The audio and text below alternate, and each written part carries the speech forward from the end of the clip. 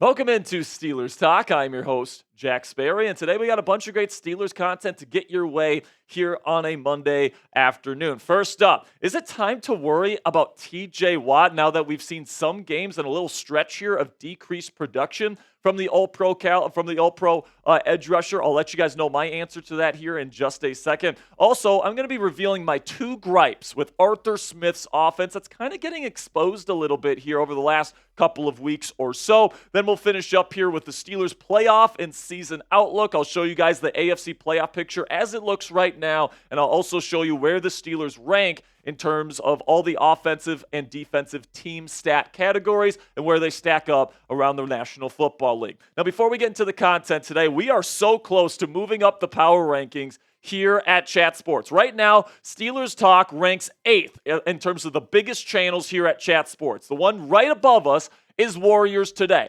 We're just about 283 subs away to move up. So if we could get you guys to click that subscribe button, that'd be absolutely great. And the host of Warriors Today is none other than Steeler Smitty. And Steeler Smitty made me a bet at the beginning of this season. He said that we couldn't pass his channel before the end of the football season this year. And right now, we are so close to passing his channel. This is what he said to me back in August. I love our Steelers fans. He's Steeler Smitty for that matter. But there's just no way that channel can pass up Warriors by the end of the year. If Steelers passes Warriors by February, I'll buy you a steak dinner, Sperry. So, hey, if you want Steeler Smitty to buy me, Jack Sperry, a steak dinner here, click that subscribe button right now. And oh yeah, you guys also get free and informative Steelers content on this channel every single day. Okay, with that out of the way, let's get into the Steelers content here where let's talk about TJ Watt, because some are starting to get worried with the lack of production, the sack production, the pressure production from TJ Watt over the last several weeks. Here is kind of a chart here of his pressure rates per season according to Next Gen Stats. This comes from Daniel Valente here. And he said, and you guys can see here that throughout his career, he's been in the double digits in percentages for his pressure rate. And then this season, 2024, it has dipped to below 9% at just 8.9%. Okay, so some people are worried about this. Personally, I'm not. All right, TJ Watt is still one of the most dominant players in the National Football League, and there are reasons why that production has dipped, in my opinion. But before I give you the reason why I think that production is dipping a bit, let's take a look at his numbers here, where they're still very, very good. 13 tackles for loss, 7.5 sacks. That ranks in the top 15 among edge rushers in the National Football League right now. He also has 3 pass breakups and 4 forced fumbles. That is huge production in the forced fumble department there. And of course, TJ Watt leads the league in forced fumbles by a large margin since he entered the league all those years back. And the reason why I'm not particularly worried about TJ Watt at this point in the season, guys, is that his impact on the field is largely unseen because he gets a lot of attention, right? Double teams, he's been getting a lot more true double teams this year. And if he's not getting straight up double teamed, he is definitely getting chipped. If not by one, sometimes even by 2 players. There's sometimes where I see a tight end chip him, and then the opposing offense sends a running back to go chip him as well. All right, so TJ is definitely somebody that's getting a lot of attention. That opens things up for Alex Highsmith, Cam Hayward, Nick Herbig, all of which are having phenomenal seasons this year, in part because they're getting so many one-on-one opportunities because TJ Watt is getting so much attention this year, and he makes everybody around him, especially on this defensive line, better. And, you know, when you're looking at this entire defensive line and how productive they are, I look at TJ Watt and the production he's bringing to the table, and you add that to what Cam Hayward's doing, who's having an all-pro caliber season, Nick Herbig, who has made some big-time impact plays this year, Alex Highsmith, who when he's on the field is making a big-time impact. All I care about is that this unit here in Pittsburgh is performing at a high level, and that's what they are doing at this point in time, so I'm not too worried about it. So what say you guys? Let me know down there in the comments section. Is TJ Watt overrated? Give me a yes or a no down there in the comment section for today's pinned comment. YouTube's going to throw you an ad break here in just a couple of seconds. When that happens, let me know if you think TJ Watt is a little bit overrated. So now let's talk about the new OC here in Pittsburgh, Arthur Smith, and 2 gripes that I have with his new offense. Now, before I kind of lay out my issues with Art here, I want to acknowledge he is way better than what Matt Canada was bringing to the table, and he was way better than what the interim play caller Mike Sullivan was last year, in my opinion, right? So I think that Arthur Smith has done a good job in making the team better, but that doesn't mean there aren't still things that this team needs to improve on if they want to be a true title contender and contend with teams like the Chiefs, the Bills, and the Ravens for the AFC crown this year. My number one gripe is that he is way too predictable on first down, and it's leading to a very low success rate on that very key first down, okay? And it puts the team behind the sticks, all right? So just to give you guys an illustration of what I'm talking about, let's just talk about last Thursday against the Browns. So in non-2-minute drill situations where the team pretty much knows you got to throw the football, all right? Non-2-minute drill situations, you had 20 plays on first down and 10 or longer, okay? 16 of those plays were run plays, all right? That is 66.6% of those plays. It's even actually, I think it's actually higher than that. Then the 4 of those runs got just 4+ yards, all right? So 4 yards is what you need on a first down run for it to be considered a successful rushing attempt. Only 4 of your 16 rush attempts on first down in Thursday's game ended up being successful runs. That's not high enough, and the reason for that is that defenses know Arthur Smith is going to run the ball on first down. There's no kind of change-up. There's no kind of a wrinkle that Arthur Smith throws in there that makes teams afraid to not put an extra guy in the box and defend the run. And that lack of first down success this year is absolutely a problem. It puts the team in unfortunate situations here where Russell Wilson has to dig them out of 3rd and long situations like he did time and time again last Thursday.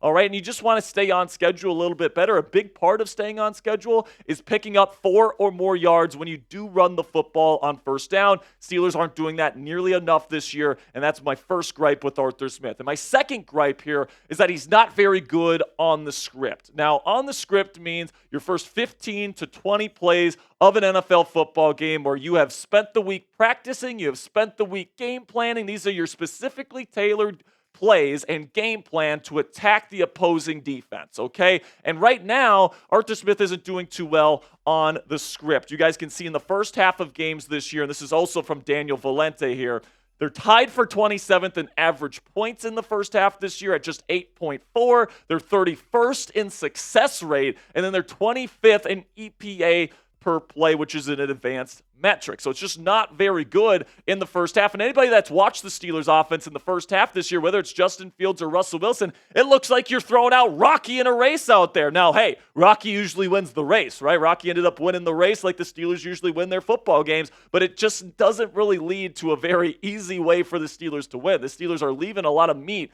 on the bone, and they could win games a lot more comfortably if they can get those points in the first half and on the script. And pretty much what it boils down to here, guys, is Arthur Smith needs to come in with a better game plan. He needs to come in with better stuff that this offense is best equipped to really execute, and that's just not happening, especially in the red zone. In the red zone, this offense, especially early in games, has been abysmal, and they are really tasked with, in the second half, getting it going and getting into the end zone. And they usually do a better job after halftime. But, you know, you're coming into the game with this game plan specifically tailored to beat the opposing defense. And Arthur Smith just hasn't been very good in that portion of the game, at least to this point in the season. Now, coming up next here on Steelers Talk, we'll take a look at where the Steelers stand in the AFC playoff race. We'll also take a look at where the Steelers rank in the top offensive and defensive metrics among the top teams in the National Football League. But before we get into that, let's have a word from our sponsor here at Fanatics. And if you guys want to get